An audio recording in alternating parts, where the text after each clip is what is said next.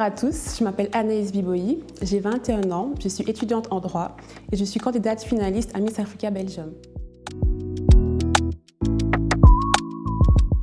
L'événement Miss Africa Belgium, il faut savoir que c'est un événement qui est totalement différent des autres événements de Miss qu'on connaît, comme par exemple Miss France ou Miss Belgium. Il faut savoir que c'est l'ASBL Missouri Africa qui a donc organisé cet événement.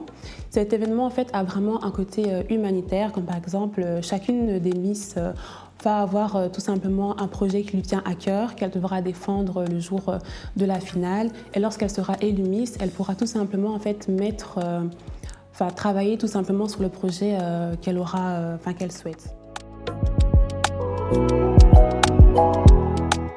L'événement, ça représente vraiment pour moi un moyen d'apprentissage. Il faut savoir que depuis le début de l'aventure, on a vraiment eu plusieurs ateliers, notamment sur la culture africaine, sur apprendre à bien défiler, apprendre à bien s'exprimer. Donc pour moi, ça représente vraiment ce moyen-là d'apprentissage.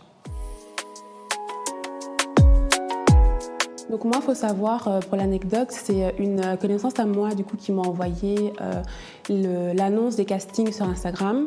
Quand j'ai vu l'annonce, je me suis dit pourquoi pas, mais je me suis quand même posée, j'ai réfléchi et je me suis dit que oui, non, ça peut quand même m'apporter de l'expérience, de un. Parce que voilà, on n'est pas Miss tous les jours, c'est pas tous les jours qu'on vit ce genre d'expérience. Et puis je me suis dit aussi que je sais bien que les Miss, on attend quand même pas mal de choses d'elles, comme par exemple bien s'exprimer en public, avoir une bonne posture, gérer son stress. Donc je me suis dit en fait tout simplement pourquoi pas y aller, pourquoi pas essayer. Et c'est vraiment ça en fait qui a été ma motivation.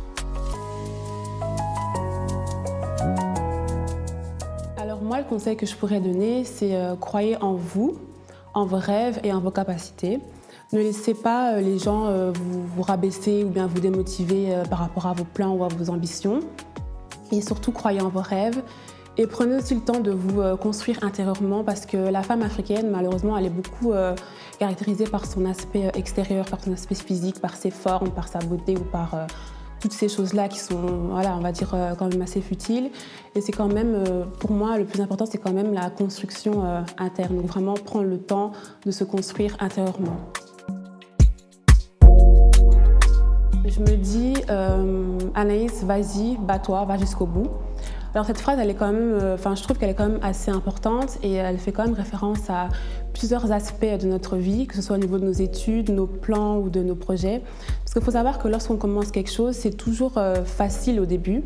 Voilà, parce que tu es motivé, tu as vraiment cette détermination-là à aller jusqu'au bout. Mais quand on arrive vers la fin, ça commence à être un peu compliqué, on commence à sentir un peu qu'on est fatigué, on n'en peut plus. Et donc cette phrase-là, pour moi, c'est vraiment important parce que c'est... En fait, la fin, c'est le plus important. La fin, ça vaut vraiment toujours mieux que le commencement.